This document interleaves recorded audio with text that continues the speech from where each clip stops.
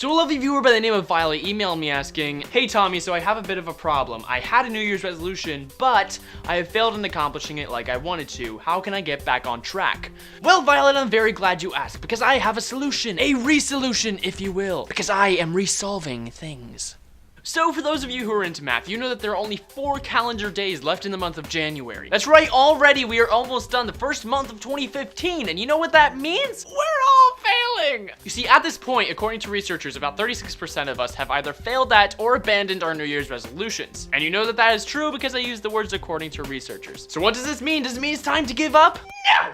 No, it means that we reevaluate, we pick up, and we keep on going, because you're never a loser until you decide to stop trying. So how do we do that? Let me tell you. First, you need to reevaluate your goals. This does not mean switching your goal or giving up on it. It simply means putting your goal in the right context. For example, a lot of people set the goal each year to be healthier or exercise more. And as much as I would like to say this is a good goal, I can't, because it's not actually a goal. There's a big difference between goals and results. A goal helps you get to a result, but the goal itself has to be tangible and measured. For instance, setting a goal to have fewer house fires or drown less doesn't really count as a goal. But setting a goal to buy 5 more fire extinguishers and sign up for swimming lessons does count as a goal. And those are goals that will help you achieve that result. Because now you can swim for help when your house is on fire, and your fire extinguisher can function as a flotation device. So instead of be healthier or exercise more, set a goal that's a little more tangible, like spend 30 minutes exercising each day or go biking 3 times a week. Secondly, you have to figure out your motivations for each goal. You have to figure out why you're setting the goal, because when it gets tough, it's that motivation that's going to pull you through. So if you've already abandoned your resolutions, what you need to do is you need to go back and remind yourself not just of what you wanted to do, but why you wanted to do it. For instance, let's look at another very popular resolution, the resolution to quit smoking. Luckily, this can also be solved with fire extinguishers. Setting the goal to quit smoking is great, but it can be a very hard habit to kick. So you have to keep reminding yourself of why exactly you're doing it. Perhaps you're doing it so that you can lead a healthier lifestyle. Perhaps you're doing it to be an example to your kids. Perhaps you're doing it because you're clumsy and the cigarettes that you keep dropping have been the cause of all those fires you were trying to prevent earlier in the video, in which case you need to swim for help right now. But whatever your reason is, you need to remember that why if you want to keep at it. And that applies to any goal. You need to remember what your motivation is. Thirdly, you need to write it down and review it. It might sound stupid, but if it's not written down, you're not going to accomplish it. Because that way, it gives you the chance to review it. That means view it again exactly the way that you wrote it down on the day that you set the goal. But here's the trick. You need to not only write down your goals, but your biggest motivations for achieving those goals. Then you set aside the time to review them at least once a week. That way, you keep yourself on track. Do it exactly like this kid. He set 3 goals. Get a girlfriend, kiss her, rule the world. How simple is that? Now, granted, as we discussed before, these aren't really goals, they're results. But he wrote them down, he reviewed them every week, and now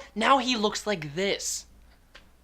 He has a wife, he has been known to kiss her, and now he's in line for the English crown. It's a start. Now lastly, you just have to figure out what the next step is and then do it. You don't have to have the whole plan yet, just get moving on the next step. And then once you complete that step, you move on to the next step and you're already a couple steps ahead. You see where I'm going here? It's called success.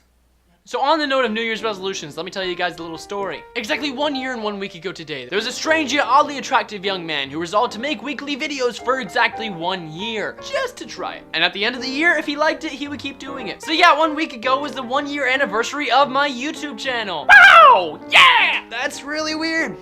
So first off, I want to thank everybody who's been a part of that journey. It has been truly fantastic. So whether you've been with me from the beginning or you're a first-time viewer or whatever, if you have taken the time to watch my videos and let me be a part of your life, I am truly grateful for it. But now that year has passed and we've reached the end of the era. And now I officially have the chance to let go of that goal and start on a new one.